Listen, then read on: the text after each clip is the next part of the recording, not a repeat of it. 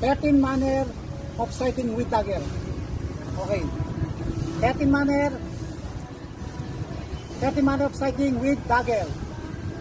Combining blade and dagger. Okay, number 1. 1.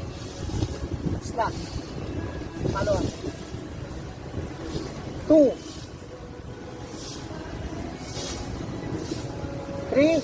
Slash. Follow up by slashing. 4. Half strike. Then 5. 6. Diving. Thrust. 7. Prepare.